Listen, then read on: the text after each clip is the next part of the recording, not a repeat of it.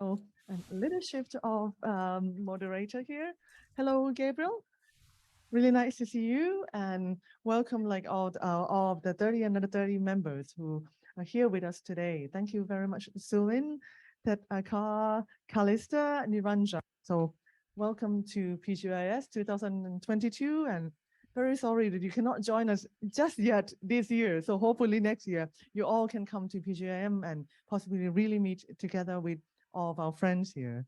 So this is a session 30 under 30, which will be led and moderated by Gabriel Lee, our very good friend who has already hosted another session last year. And he will be coming to us today about the celebrations of the cultural cultural collaboration in Southeast Asia. So hand it to you, Gabriel. Thank you.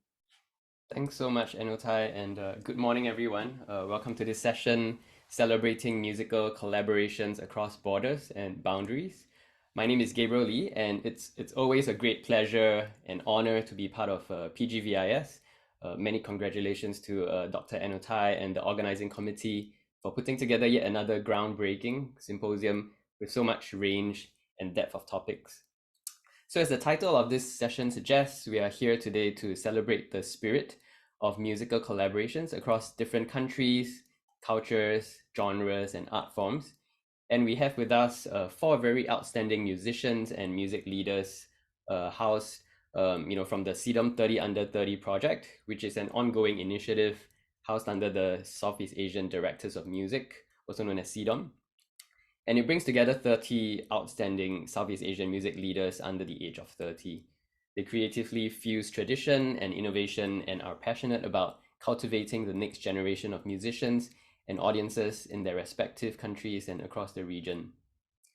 So the past 2 COVID years has seen so many cancelled concerts, but it has also resulted in so many more virtual collaborations. And it's never been an easier time to connect online with a musician based in another country to work on a project. And this very session here at PGVIS is a perfect example of that. So the very first project we will be discussing about is a virtual concert organized in Korea, which involved many artists all around Asia. And we'll be talking to Htet Arca, who is an outstanding traditional Myanmar musician who has collaborated with artists of various genres. So I'll bring in Htet Arca into the spotlight here. So good morning, Htet Arca. It's been more than 2 years since the last we met in person. How have you been doing? Good morning, Gabriel, and good morning, everyone. So I think long time no see with you all. So I am so I'm also very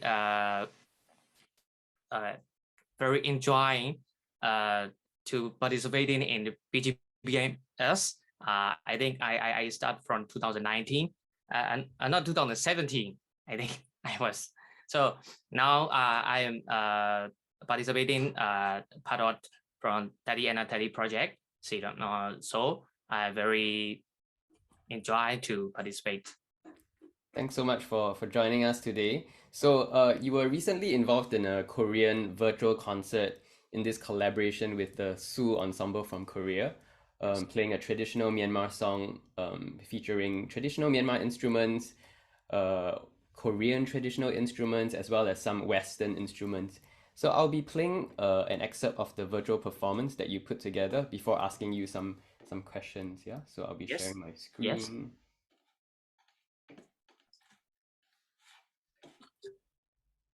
မင်္ဂလာပါခင်ဗျာယခုဖြောပြတင်ဆက်ပေးမယ့်ဒေသချင်းရည်ကတော့မှုံရွှေဆိုတဲ့ဒေသချင်းဖြစ်ပါတယ်ဒီဒေသချင်းရဆိုလို့ရှိရင်တော့ကျွန်တော်တို့မြန်မာနိုင်ငံရဲ့ကဏ္ဍဝင်မြောက်ဒေသပညာရှင်ကြီးဖြစ်တဲ့ဂီတလူလင်မောင်ကိုဘောက်ကိုကနေရေးဖွဲ့ခဲ့တဲ့ဒေသချင်းလေးဖြစ်ပါတယ်ယခုကျွန်တော်တို့ဖြောပြတင်ဆက်မယ့်ပုံစံကတော့ကျွန်တော်တို့နဲ့အတူကိုရီးယားမှာဂီတပညာရှင်များနဲ့ပူးပေါင်းပြီးတော့တေးသွားလေးတစ်ဖွဲ့ဖန်တီးတင်ဆက်ပေးမှာဖြစ်ပါတယ်အားလုံးရှုစားအားပေးတော်မူကြပါခင်ဗျာ ။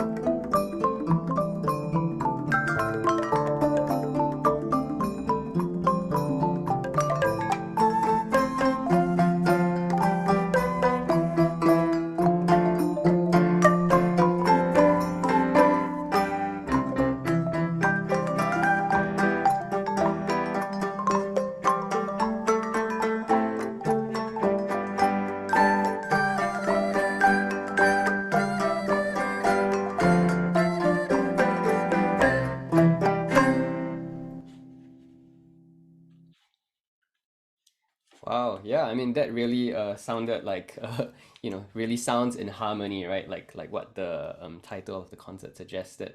So can you tell us more about the song as well as the instruments used in this collaboration? Yes, this song name is Meng Xue Yi, and it was composed by our very legend artist, Academy Guitar Lule Mangoko. He's the legendary artist, composer, and also he is a pianist. For this, actually, this song is with the lyrics, and also this is traditional music, but not too traditional.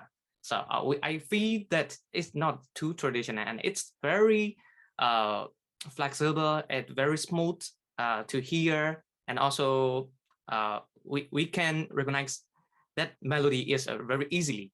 So the Meng Xue is very how can I say, very famous song in Myanmar. So I choose this one. And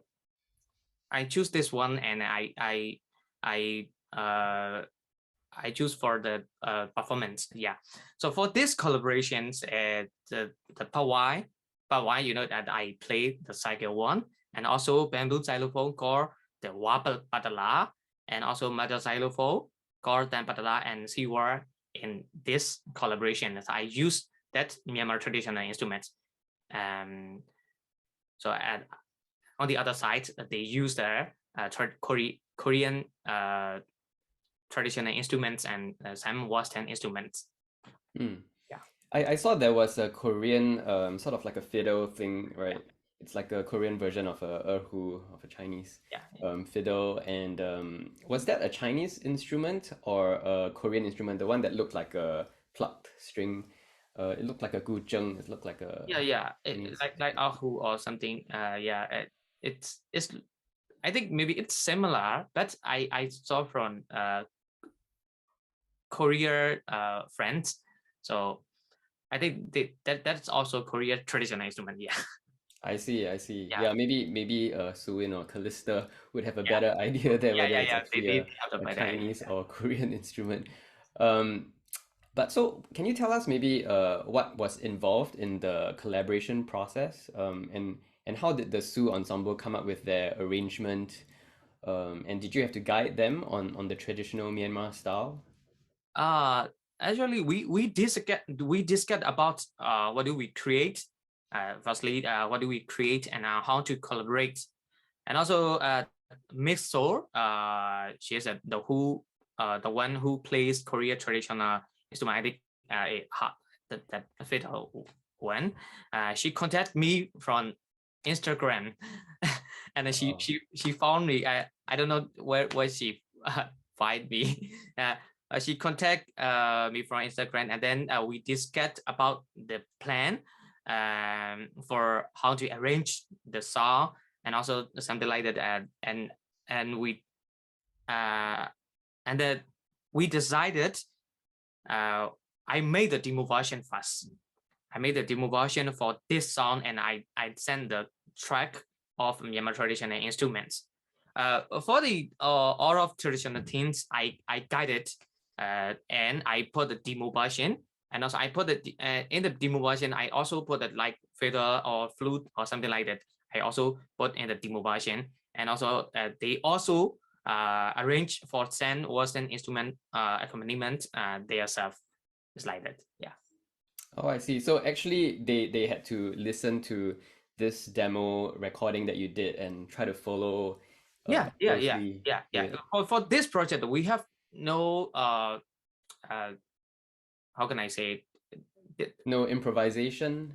No improvise, and not they improvise some parts and with their parts, and also I actually the main thing is I guided. I see. Did you feel like they were able to sort of take on the Myanmar traditional style sufficiently when they played? Yeah, it's very nice. It's very nice because that music is I think as I said before, it's not too old traditional ones. So that's why we can communicate very easily. And if when they play they're in their style, but it's also still good, and I feel very satisfied. Yeah.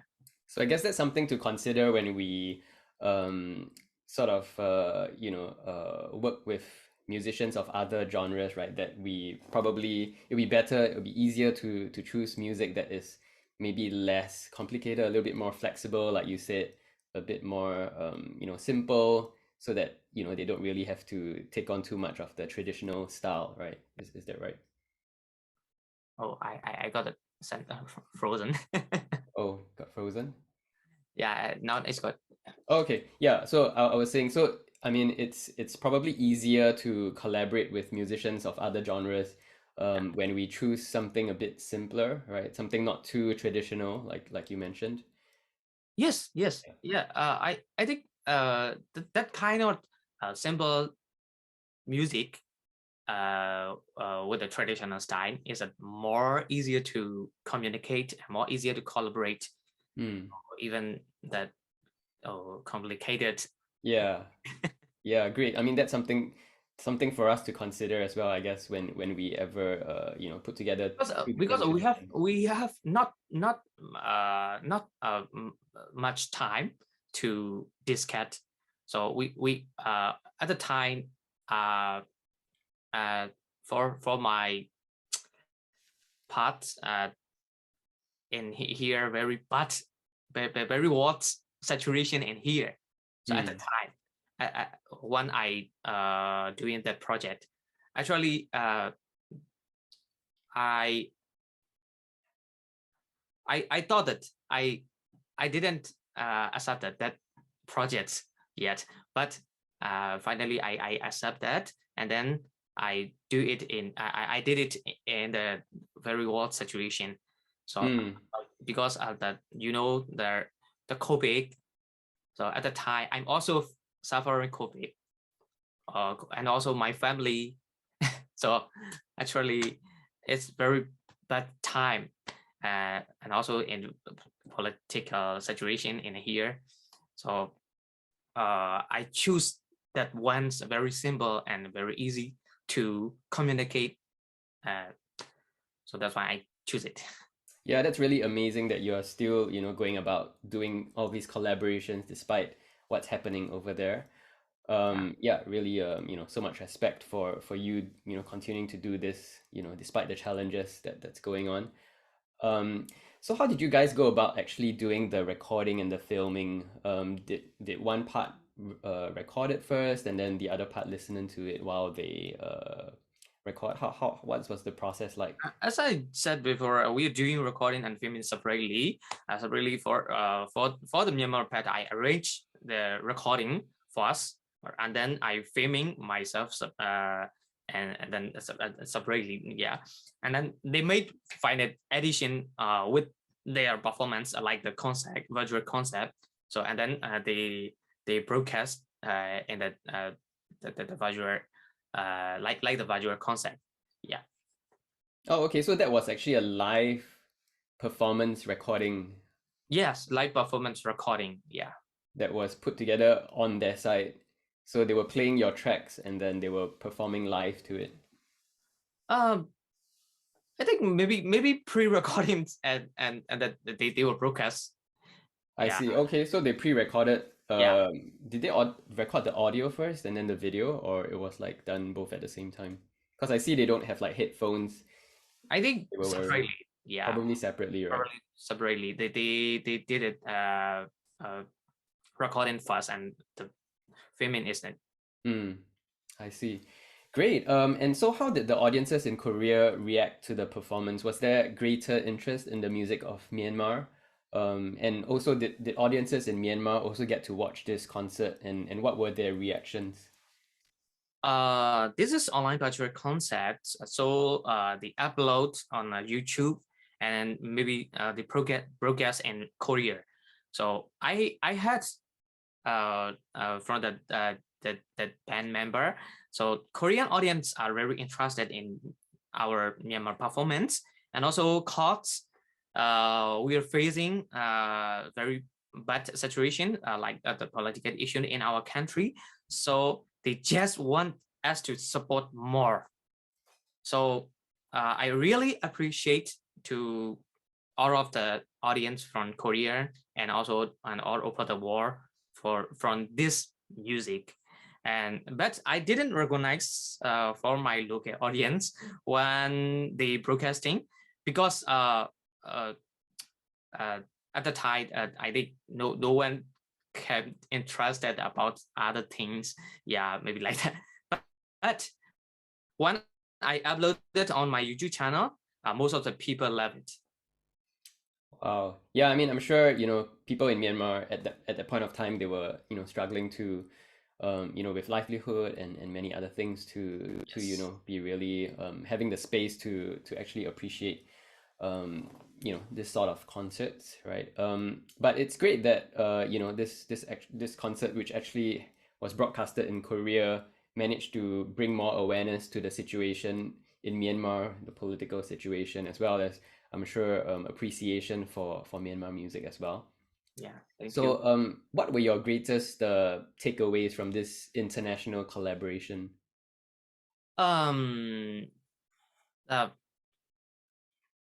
People recognize Myanmar with their music to all over the world.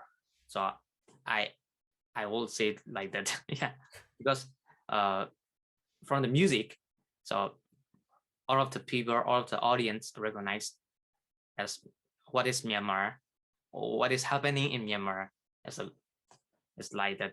So, and also I will continually try to distribute Myanmar traditional music to the world, not only the old traditional music styles, and also with the international collaborations like that, and ASEAN communication, international communication, everything. So I will continually try to create. I will try. Yeah, I mean, as artists, I think that's what we do, right? We bring awareness to our own cultures, and you create greater awareness of what's happening in Myanmar. I think that's such a great thing that you're doing. So keep doing what you do. We're all supporting you. So thank you so much for sharing your project with us. We'll be bringing you back in later, but next up we'll be actually discussing about a concert that took place in person but had many aspects of the production and planning done virtually. And we'll be bringing in Sulwyn, who is a composer currently based in New York City, but still very active in the Singapore and Southeast Asia music scene. In fact, we still see each other online almost every week for our Southeast Asia Music Academy online meetings. So, hi Sulwyn, it's getting quite late for you over there. How are you doing? No, it's not. It's actually 6 a.m. because I'm in Baden. So hi Oh, everyone right. from Oh man, Baden, it's hard to keep Austria. track where you are. Like it's like No. constantly on the go. We are Nice, nice. I all hope you're global having a great citizens. time there so far. I am. There's a lot of learning here. Yeah. So, can you tell us a little bit more about the production that you did, and also the the multifaceted components of the show that you will be presenting to us? Of course. So this project is actually a project I did with Reverberance, which is a Chinese ensemble in Singapore. So this Reverberance is actually a cui da ensemble, and cui da literally in Mandarin Chinese it means blow and hit. So it's actually a winds and percussion ensemble, and this form of ensemble is actually a very traditional kind of ensemble. If you imagine the very typical Chinese music of the weddings and funerals and all the loud stuff, that is a cui da ensemble. That's the stereotypical Chinese music that we imagine. So for this project, actually, Reverberance actually approached me to do this multimedia production, and they were wanting to base it on Chinese mythology. And we actually zeroed in on the myth of the creation of the world according to Chinese mythology. So it's actually the story of Pan Gu, who split open the universe, and that's the beginning of the universe, and then Liaw, who created the humans. And so actually through our story, we actually subtly also reflected on contemporary issues of consumption and the environment through this. And there were so many components of the show. So we actually had a writer, we had a creative director who oversaw the whole creative direction. Then we have lighting designer, an animator, and then of course we had all the musicians, because it was just 6 musicians. So even the musicians were quite actively involved in the whole conceptualization as well. And then we had a narrator, and then we had 2 composers, myself, and I brought in a co-composer, which I got to know in New York, and he comes from China, and he's currently also based in New York as well. So I would say it's quite a successful attempt at bringing in new audiences for traditional Chinese music. So maybe let me play a trailer of this before I go into if I talk more about this project.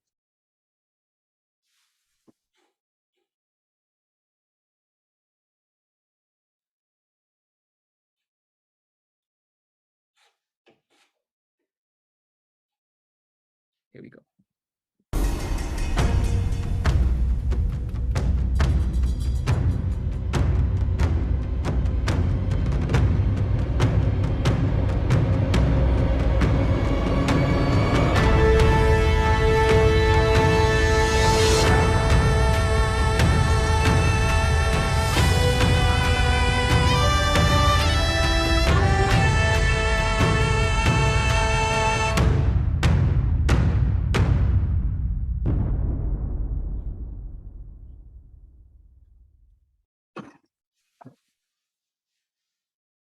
So that's a trailer of thank you, Anotai.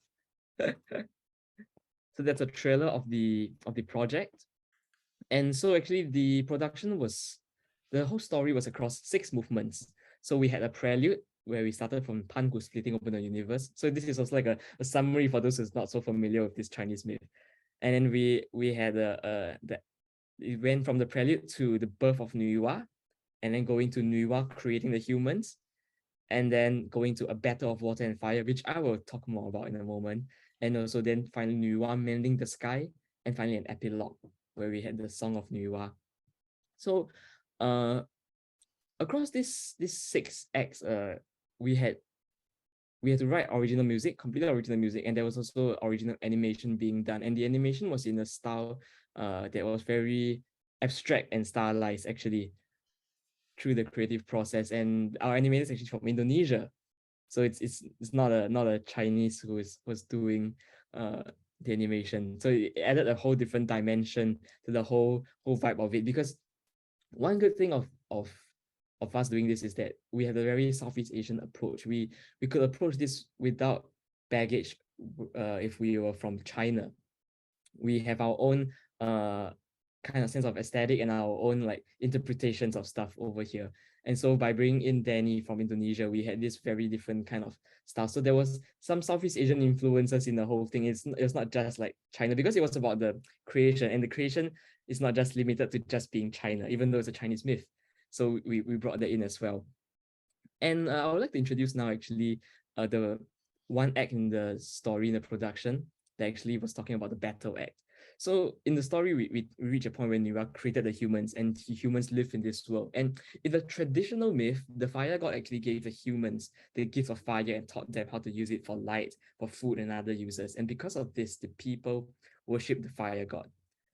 But however, the people were also very reliant on water, but they never appreciated the water god and took water for granted. So they angered the water god. And so the water god plunged the world into darkness, and there was a war between the fire and water gods.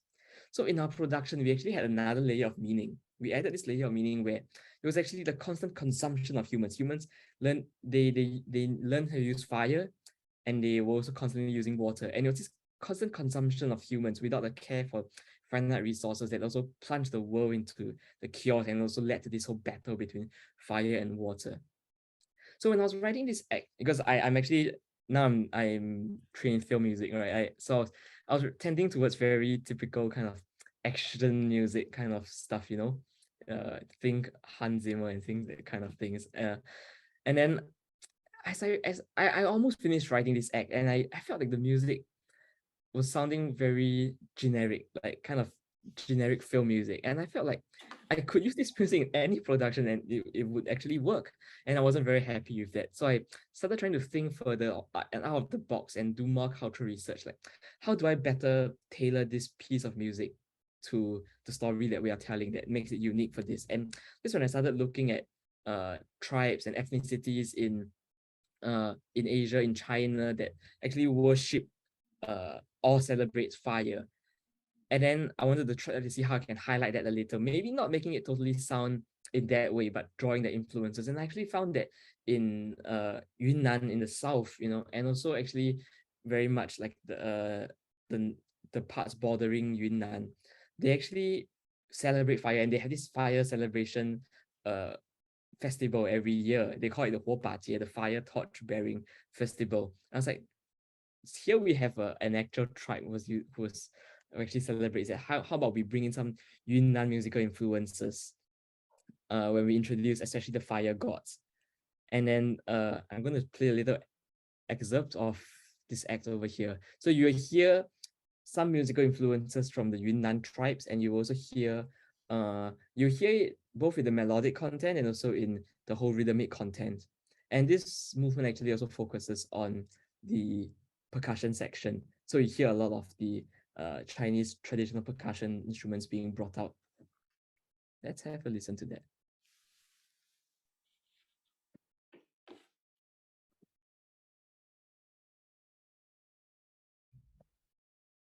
在人类创造之初，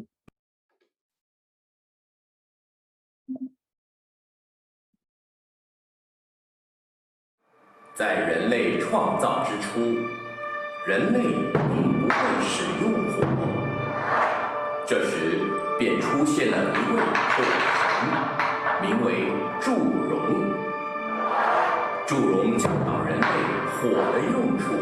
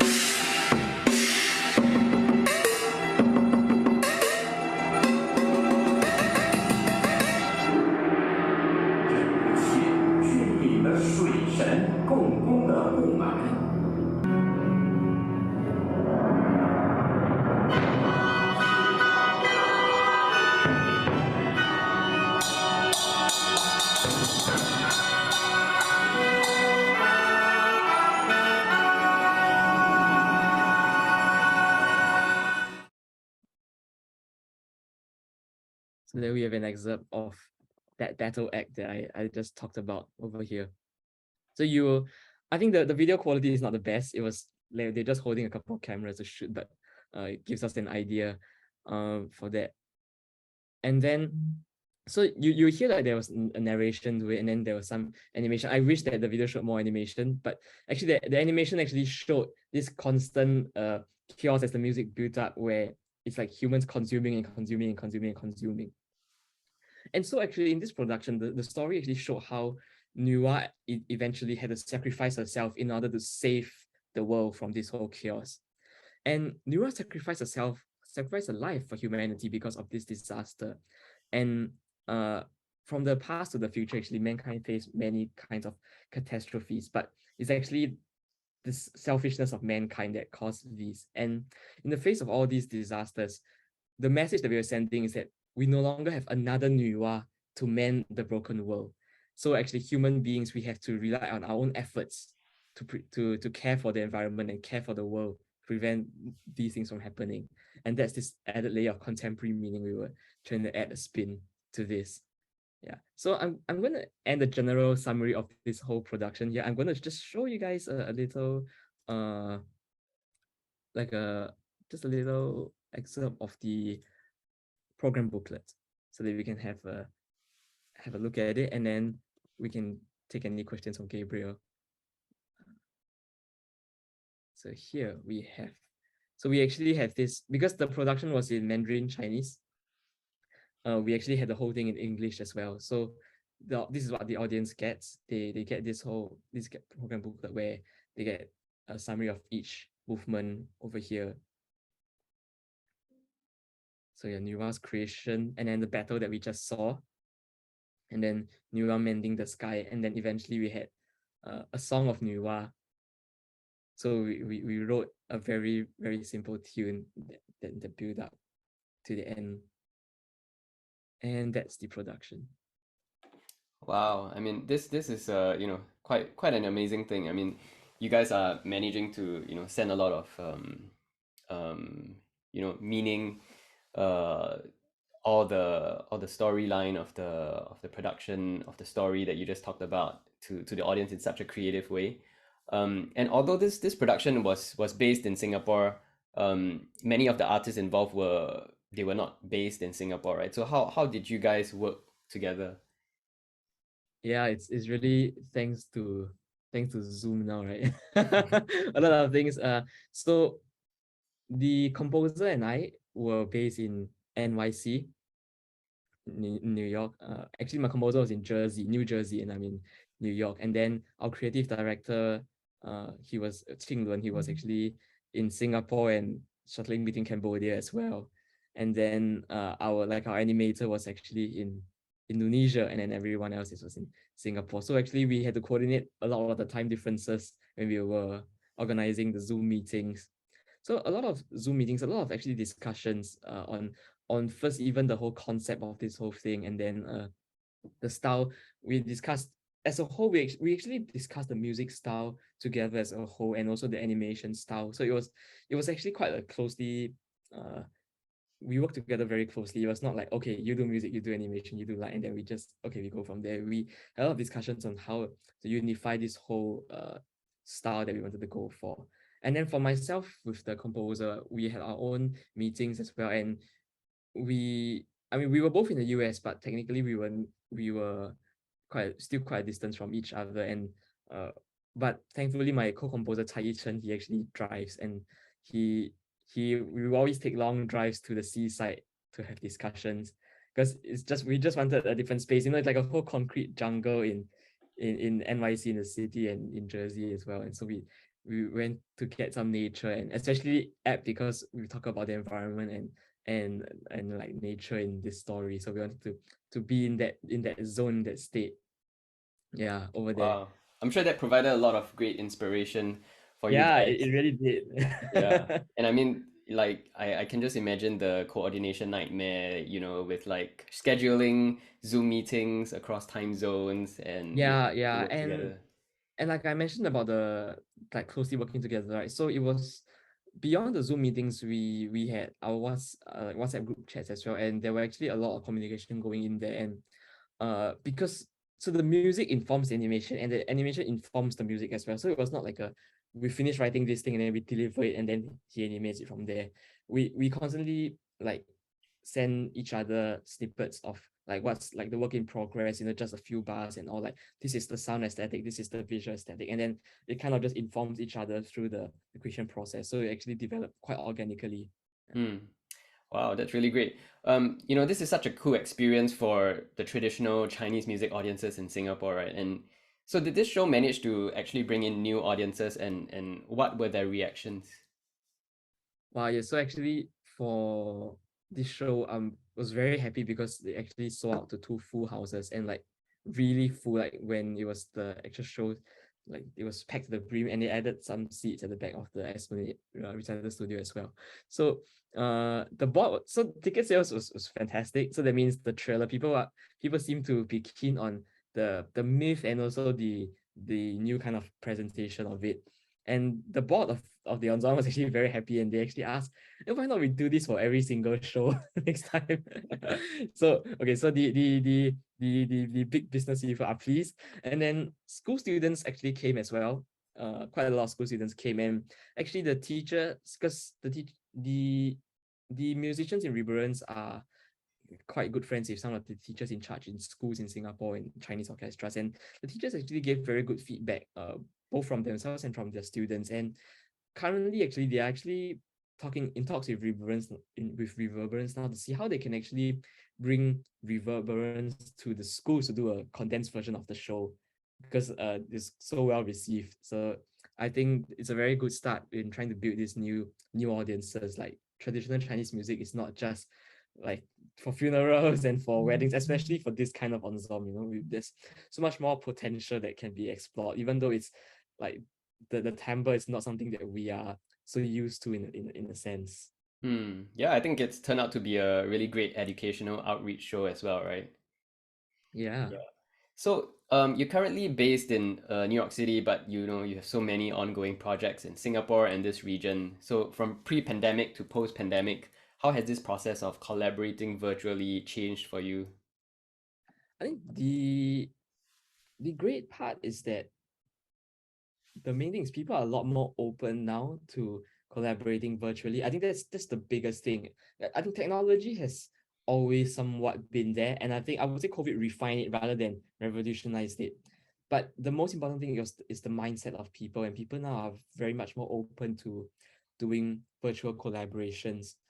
And maybe in the past, people were like, oh, like this composer is overseas. Maybe we had to get someone who is local, like based, like near us.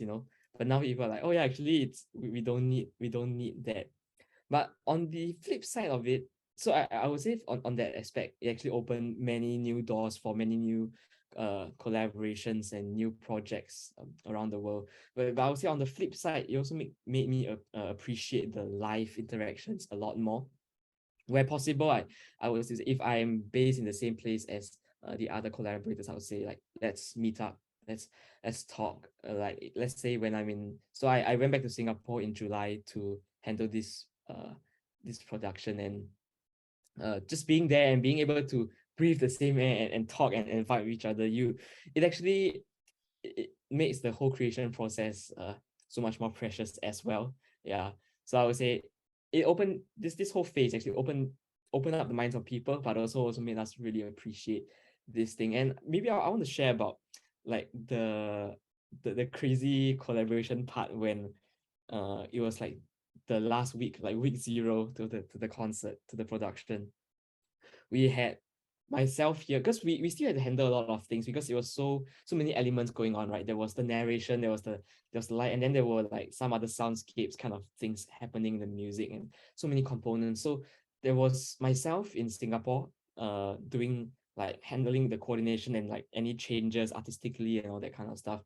And then we had Chen, my co-composer. He was on the flight because he took a different flight, and so he was on the flight with Wi-Fi communicating with me and like on the artistic changes. And then we had a third person who was like our assistant in New York, and she was handling some of the mixing and all that kind of stuff, and handling the stamps because we had to like have narration being sent to the house speakers. We had to have click track and also like verbal cues sent to just the musicians themselves. And then she was handling the mix of all that, preparing the stamps for all of that. So we had Ethan on the plane in the middle of the world, and then we had our assistant Caroline in New York, and then we had me in Singapore, and then we had Ensemble here as well. So there was quite a crazy kind of phase. Wow, that sounds like a lot to coordinate, and so many things coming together, a real international collaboration there. But yeah, thank you so much, Sulwyn, for your insight. We'll be talking a little bit more about this whole virtual collaboration thing later on with everyone. But thank you so much for sharing with us your project. We'll next be discussing about another project involving traditional Chinese music instruments, repackaged with fashion and dance. And we'll be bringing in Calista Liaw, who is a third-year undergraduate student at the YST Conservatory. She plays the erhu and collaborates across various genres and art forms. She's also a great erhu teacher, and I have to thank her for her efforts at teaching me the erhu during a video we did together a couple of years back. And but I have to say the erhu is really quite a challenge to learn. So hi Calista, how are you doing? Hi Gabriel and Sawadika Tukon. Yeah, I see so you've learned some Thai language as well recently, right? yeah, I've actually been learning Thai language for a year. Wow, that's wonderful. You can basically present in Thai already. Then No, Thai doesn't have to no. do the live translation there. Yeah, Great. So maybe yeah. you can tell us a little bit more about yourself as well as this music video project that you recently put together. Sure. Maybe actually prepared some slides for this, so let me just share my screen. Okay. Give me a second.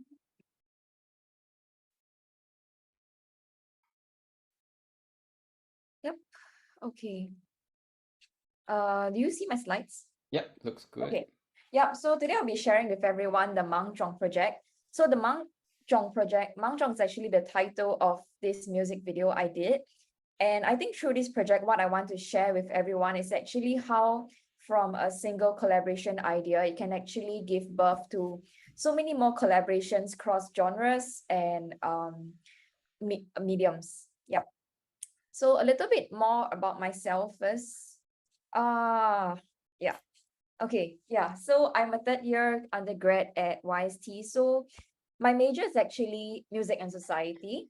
So what I do is a lot of things like music research and trying to understand how the work I do can bring different aspects of art within the society together. So yep, I play the erhu and piano, and my main areas of interest other than traditional Chinese music probably lies in things like fashion and arts. And yeah, I really like learning languages as well. So about the Mahjong project, how it started, Jonathan here is actually my very good friend. He's a Singapore Chinese orchestra musician who plays the zhongran. So the zhongran is kind of like a Chinese guitar. And this is not our first music video together, but how it actually started, it was like an idea between two good friends. We wanted to create a music video that was fun and reflective of our spontaneous personalities. And that's how we started doing this collaboration together. So we both have this desire to create something modern and fun that would appeal to younger audiences with our traditional Chinese instruments. So for Mahjong, this particular song, when we did this project, it was actually already a trending song on Chinese media platform Douyin. So Douyin is basically the Chinese version of TikTok. Yeah, so that's how we decided to do this song.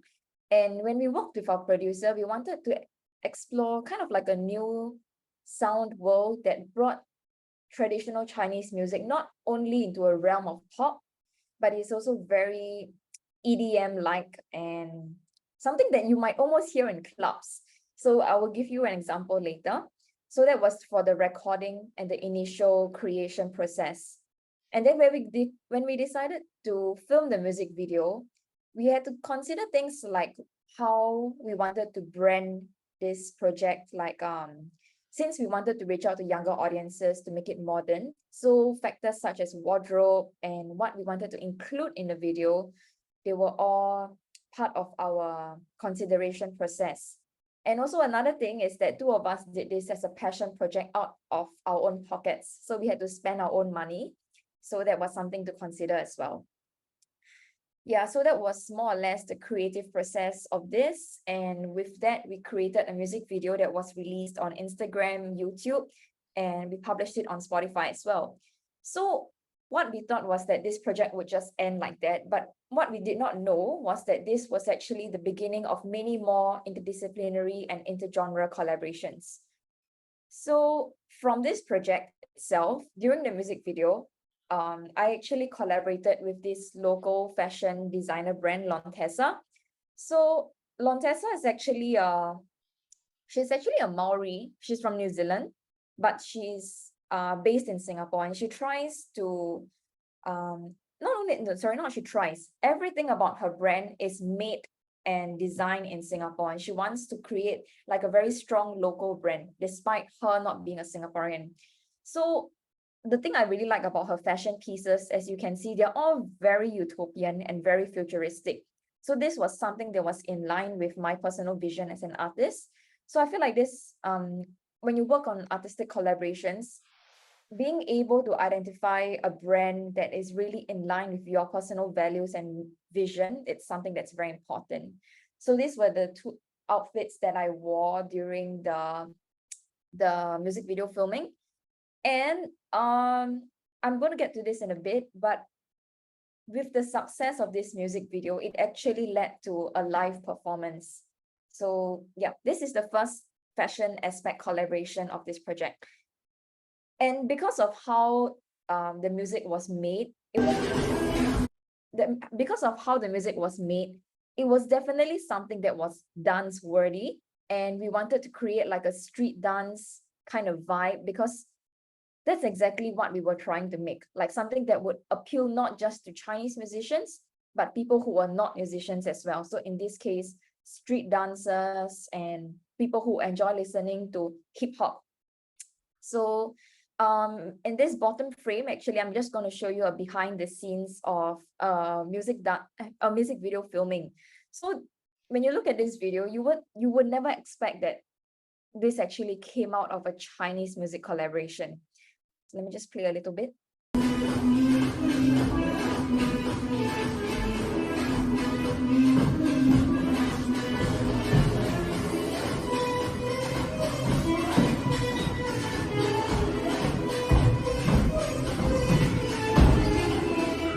Yeah, so that was just a little snippet. And if you look at the photo on top, so that was from the live performance. So that's me in the red dress, along with a street dance crew. And that was honestly one of the best performing experiences of my life. Because, you know, how often as a classically trained musician will you get to perform on a stage with dancers like that? So it was a really cool, like, superstar experience. Yeah. So so that was actually for the Hawaii Festival at Esplanade. So Esplanade is one of our biggest performing venues in Singapore, and every year they have this Chinese festival called Hawaii. And we did the opening show, and it kind of garnered a bit of media attention because I think it was one of the first times you see Chinese music coming together with street dance. And this is just a little our rehearsal. Yeah. So as you can see, it's something that's really, really new for myself and everyone.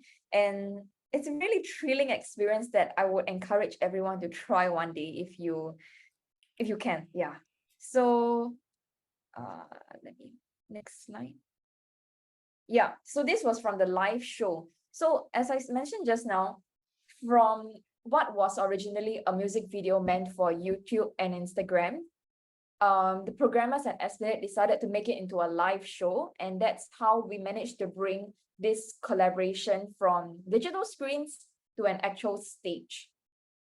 Yeah, I'm just going to show you a snippet of the music video and the live performance now, and yeah.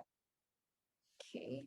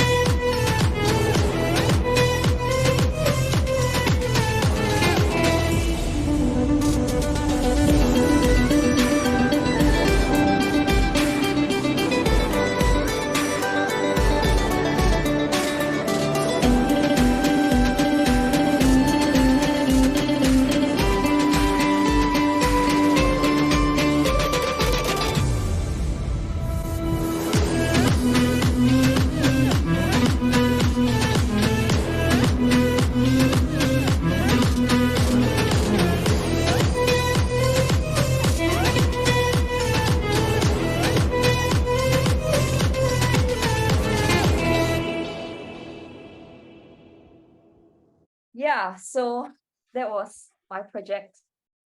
Wow, thank you so much for sharing that, Calista. It looks like such a fun project and very amazing to see how everything came together so well and leading to so much more than just a music video.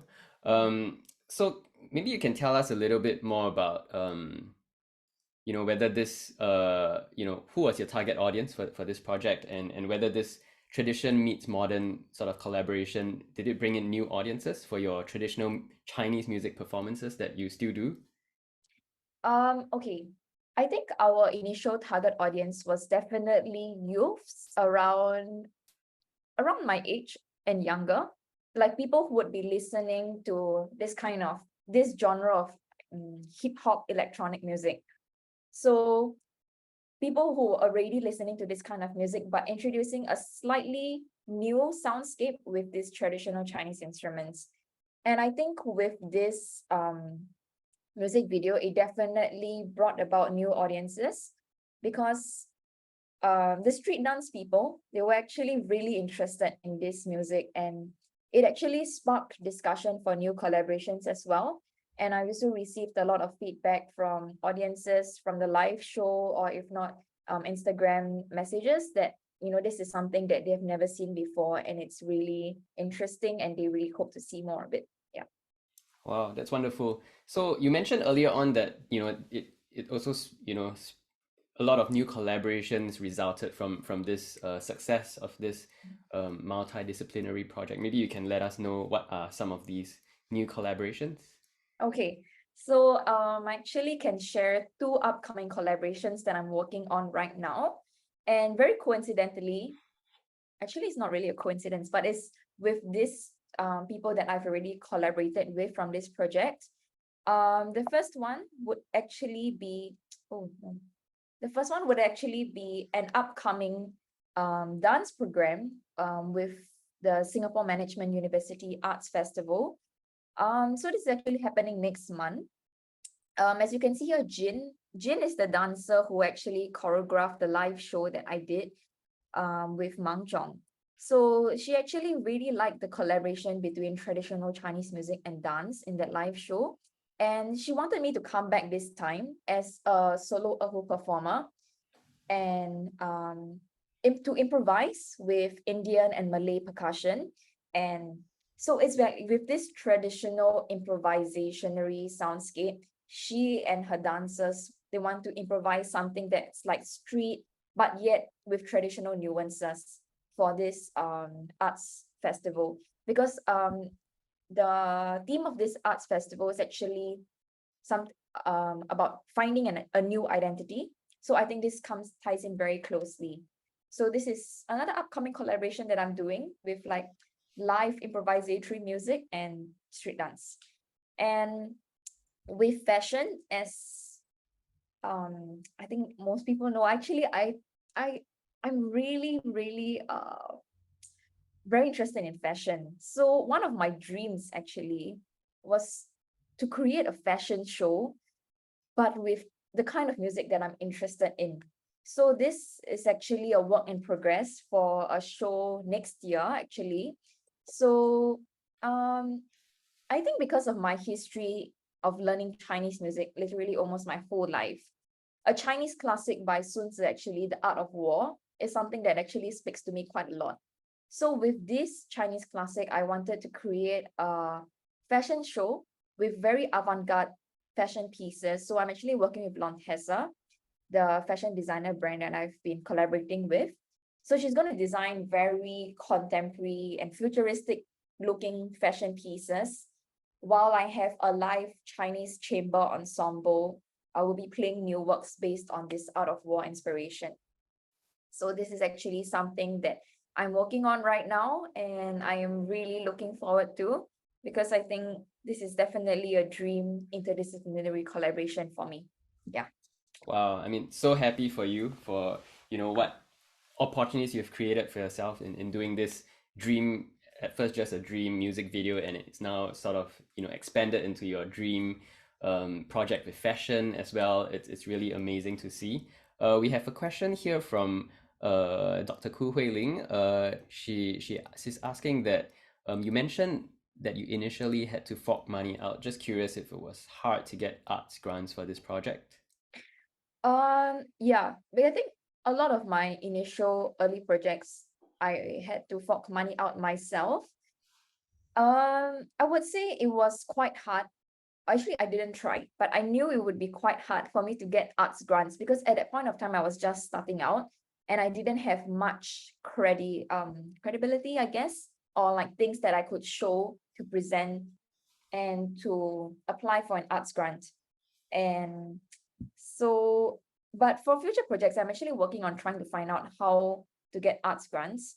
And actually this ties in with, I think, Dr. Kool and Dr. Sin's presentation just now about the kind of classes I take at YST.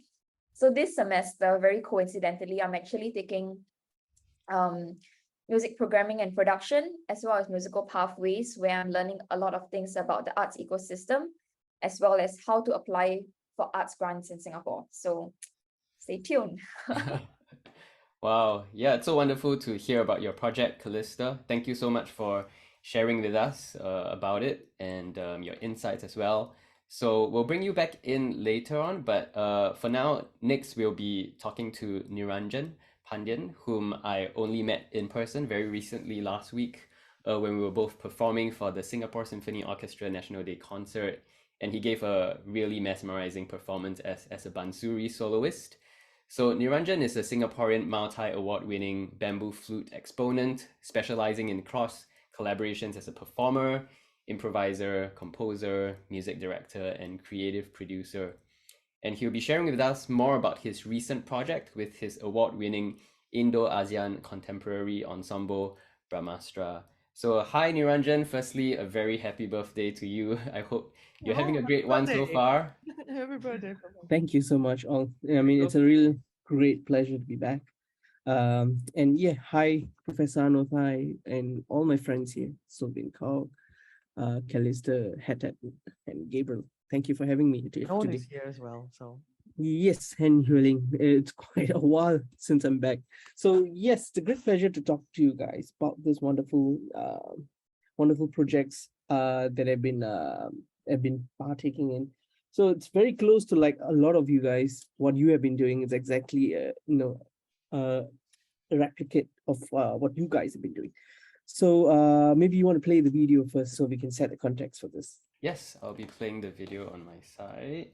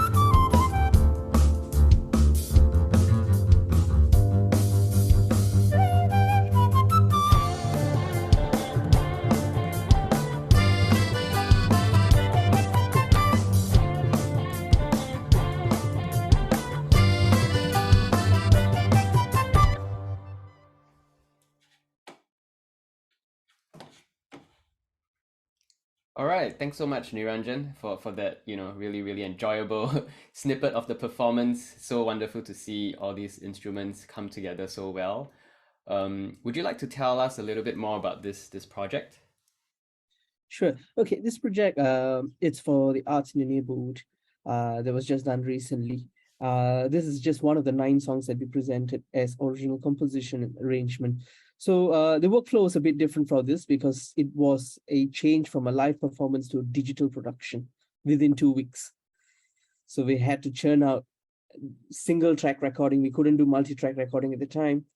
So it was a crazy period where we had to produce this show, bringing a array of talents, all these multi-ethnic instrumentalists, a few leading musicians of Singapore. So we got them together and presented this for Arts in the Neighborhood by National Arts Council. Wow. So what was the rehearsal process like and the recording process, since you had to, within 2 weeks switch modes? Really? Got it. Sure. So if you look into the rehearsal process, so it's very like what Sulwyn said. So we do live production. So we recently did IKM, the Wonders for Kala Utsavam in Esplanade. And then we did, of course, we did 7 Wonders of Tamil, and we are doing the upcoming show on the 3rd September, My Identity. The process very, very similar to creating backing tracks and cue points. That's the first level. Of course, producing the track for reference tracks, and then scoring. After you score, you issue out scores to the musicians, and then sometimes you want to session them and create a pre-produced digital copy of the track. And then after that, you need to bring them together for 3 to 4 rehearsals, so they get accustomed to backing tracks and the way they perform, improvisation segments, to sync up with audio, video, lighting cues. And then it gets getting crazier, because as we meet, more ideas come in, more inspiration come in, and we need to keep intact with what we are thinking. So Wow. on that note, so it tends to get heavier and heavier. So that is the typical rehearsal format. But for digital production, we had to actually quickly simplify parts. And then we needed them to come over to studio and record them. And then I need to send this to a mixing and mastering engineer to audio produce, to post-produce the track. Then get them, and then get a video team to come down and do the blocking for the solo sections and whatnot. So it's a total different process workflow. Wow. So would you say that it ended up being much more work than just your original plan of performing it? Exactly. So Yeah. it became crazier because the direction was different. It wasn't a live performance thing. It was a digital production. So can you tell us, what was the thought process? How did you choose the instruments that you featured in this composition? Okay, so some of these musicians are people that I work with very closely. So we share a lot of stories on stage and off stage. And that is the thing that inspired me. Though we are multi-ethnic, we are different people, but we play music together in sync. That is the name of the piece, sync. It is inspired by, common melodies. Though we are very different people, but we come together through melodies. We come together through, stories that are in common. And that is what this music is about, in sync. Wonderful, wonderful. So, putting together all these various cultures and various instruments together, I'd like to ask you, is there a difference between fusion and hybridity? And, what was the inspiration behind putting all these different genres together? Got it. Yeah. Fusion and hybridity is that fine line that we battle as a multi-ethnic instrumentalist. For me, fusion, typically what you heard is a fusion to a large extent. When we talk about hybridity, it's a music system learning, maybe me, Banturi, and Venu learning the jazz system, trying to fix it into that and bringing that across into my influences. That's something that I'm working towards and pushing my ensemble as well towards. A lot of misconception between fusion and hybridity in this world, where one gets a little demeaned. So if you took fusion and hybridity, they favor hybridity more than fusion, or maybe they like fusion more, hybridity is preference-based, but both are very unique characteristics of bringing multi-ethnic collaborations together. The fusion is just about bringing as-it-is elements together in one production, where hybridity is allowing one person to express his language through other musical languages. Wow, I mean that's such a great explanation, and I think it really gives us so much more clarity as to how to use these two terms, especially with the SEADOM 30 under 30 project. Hybridity being one of the main pillars of this project as well. So maybe you can also let us know, were there any challenges that you faced while working with various traditional instruments in the mix? Yes, Tuning or anything? Yeah, there was definitely. So tuning was one of them, and range, chromaticism. These are all physical limitations of the instrument, because the instruments serve very different purpose in the music system. So bringing them was a challenge, but we had to overcome that by utilizing the strengths, utilizing the tonality, ultimately. So secondly, there's a difference between being an improviser and being a reader. So some people read, like the bass player Edmund was an excellent reader. So we just needed 1-2 hours for him to read 9 songs. Whereas improvisers or play by ear took a bit more time because of the scope of the project. But that being said, none of them were any hierarchy. both of them served very different purpose, and we needed to customize our scores and our workflow in accordance with the strengths. So that's one challenge. Thirdly, sometimes it's sonically challenging because for me, I'm more from a performance background. So when I'm going into the production layers, there's like the pipa cancelling of the oud, sound of the oud when they're playing unisons. So we must bear in mind when we talk about Indian classical music movement, a lot of them are in unison. When you take unison lines, those are very characteristic movement for Indian classical music. So when we are talking about that, when pipa and oud is playing the same line, they tend to cancel each other sonically. So we need to take care of placement within the mix. So those are the things where I need to go out of my expertise and get people's advice. Those were the challenges. And yeah, those were a lot of the learning lessons that we got through every production. And the most challenging thing for me, right, it's the balance between digital production and live performance, is to get yourself to perform live.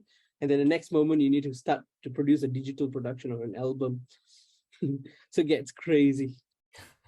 Well, but it's really wonderful to see how you overcame all these challenges to produce such a cohesive and, you know, something that came together so well in harmony. And you know, it just seemed like you guys have been playing together for many years.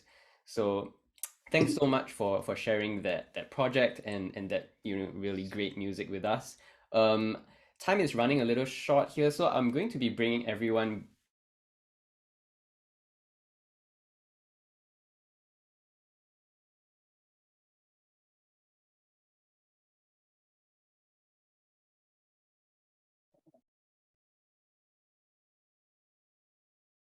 Did we lose Gabriel? Gabriel is frozen.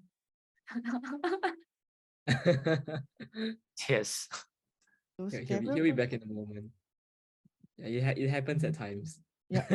It seems like we lose Gabriel. Can you guys hear me? Yes. Yeah, we can hear Yes, you yes. anytime.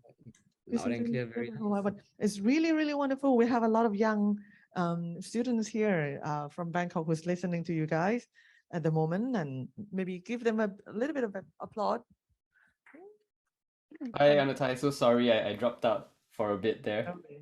And it's Thanks for all filling really, really wonderful presentation and completely different examples that you brought in, like either traditional music, even like traditional music can sound different, right? Like what Calista did and what Sulwyn did is completely different. Or how Niranjan, I really like when you mentioned about that all instruments are equal in your ensemble, and you always find ways to maybe balance it or even like let them speak at their own maximum capability. And this is really democracy in music. So I really love that. Thank you. Thanks so much, Anutai, for that. So maybe we could have everyone come back into the speaker view, if someone could help us to put everyone together. To answer some questions here, I think Dr. Koo Hui Ling has a question about, you know, we often talk about Southeast Asia as a diverse and a hybridity, you know, especially it being one of the pillars of the 30 Under 30 project. So taking a bigger picture back, what's your take on how Southeast Asia and the Southeast Asian music scene is in sync? So maybe if Niranjan would like to answer this, or anyone else who has any thoughts about that. I love that question. Thank you for the question. The bigger picture, usually I discuss these things with my mentor who's based in US and India. So these guys, they tell me the landscape in Singapore is totally different because he's a Bansuri artist, artist who collaborates with European jazz, free jazz, or the US musicians, or within their own cultural background, which is in a Carnatic concert or the Hindustani classical music concert. But in Singapore's context, it's totally unique. Why? Especially in being in Southeast Asia, the productions that we get to do is not what they do. So I get to work with Southeast Asian musicians across borders within this diverse landscape. Secondly, I also get to work with my Chinese, Malay, and multi-ethnic musicians in Singapore. We do productions that are multi-ethnic in layer, which is not a unique feature elsewhere. And this is a very unique spot Singapore has to embrace diversity. And this can be also applied across Southeast Asia. The music scene here is vibrant and is diversifying. And we must understand that we all have common narratives. And we are using these common narratives through the music and reaching out to people in different communities through the sonic possibilities. So we are really in a very, very beautiful landscape with diversity that's very unique in Singapore and Southeast Asia. So we have to just keep going like what we have been doing and increase the scope of production and reaching out to community, being inclusive with the commonness. Thanks so much for that, Niranjan. You really put it so well.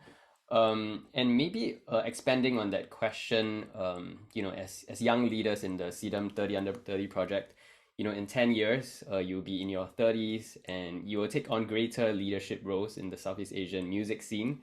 So, opening up to the rest of you, what is your vision and hope for the Southeast Asian music and music collaborations in this region? Okay, I think personally, my hope, or rather my vision of what I expect to see would be, I think there would definitely be much, much more interdisciplinary and intergenre collaborations as there already has been. And I think another point to note would actually be the huge move into digitalization for the arts, especially in the past 2 years post-pandemic. So we not only see more things like digital concert halls, but if you look a little bit into the Web 3.0 with NFTs and cryptocurrency all on the rise, I mean, things are a little bit on the low right now, but I think there would be a huge rise of new art platforms and mediums that we will be seeing in the next 10 years. And it will be very important to stay, relevant. Yeah, that's how I see it. Well, thanks so much, Calista. I think I missed a little bit of that because of some internet connection instability there. But does anyone want to add on to that? I want to say that, yeah, for that question, it's mean a lot for me, because I have the very expectation for the future, and I was also trying to make a new teams and to maintain the old teams and to lead in the area of music collaboration and various genre in here. So unfortunately, we lost our time for like around 3 years in my country. So I was very depressed, and I feel like we have no future for tomorrow like this. But I changed my mind, and I was studying doing music again, and I collaboration music project. And as for me in Myanmar, people also recognize me as a musician for collaboration things. So and I did school music, and I made some music as a music writer and some commercial music with a new creation. So I will try more to be a good one in leadership role in next 10 years. And one thing I would like to announce here to support me. I decided to make my music creation album, and I hope it will release in earlier 2023. Stage June. That is for to all of the war, and I never stop for music. Wow, thanks so much for sharing that with us, Htet Arkar. Feel free to, drop in your Instagram handle or something in the chat so that, we can all follow you and look out for that launch. Yeah, thank you so much. Great, thanks so much, Htet Arkar. Sulwyn, would you like to add anything to that? Yeah, from my perspective, it's a bit more specific. So I work in the media industry as well, right? So for film, TV, and games. So my personal aim is actually to be able to connect musicians and arts groups in Southeast Asia to the world, to bring on new international projects, especially in but not limited to media. I also hope to bridge the arts. I hope to see like the arts being bridged more with corporates and the masses, the two sides, rather than just relying on government funding. And I think there's a lot more potential in that. We have just so many colors, musical cultures to explore here in our region that I think the world has not been seeing enough of. And I believe it will spark a lot more creativity and creations across the world, where Southeast Asia is this creative and cultural hub 10 years later. And I myself and the other leaders here will be the facilitators of that. Very, very well said indeed, Sulwyn. Thank you so much for that. And yeah, I think with that, we have come to the end of this session. So thank you so much, Htet, Arkar, Sulwyn, Calista, as well as Niranjan, for sharing your projects, your insights, as well as your vision for this region and music collaborations for the future. And thank you so much to the PGVIS team, Dr. Anutai, for translation, live translation. That's really amazing what you're doing. And for this wonderful platform that we have to talk about music in this region, and everyone, of course, for joining in this session. And I wish you all a really great time at the rest of the week, for the rest of the sessions this week. So thank you very much and take care. Thank you, Gabriel.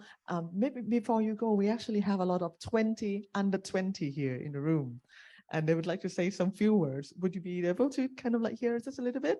Just one from one. Of course, of course. Yeah. Okay, so now the 20 under 30, 20 under 20. So what do you see music should be in the future?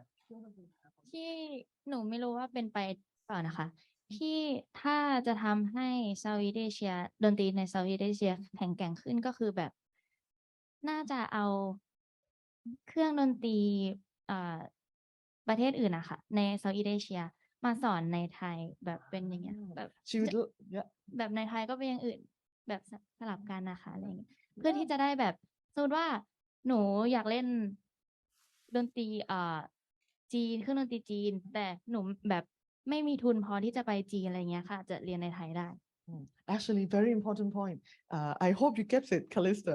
I'm not sure you can hear that. Not yet. But she said that she would like to see that not only music making that has happened in between countries, but actually music education. For example, if she wanted to learn Erhu in Thailand, she should be able to learn it.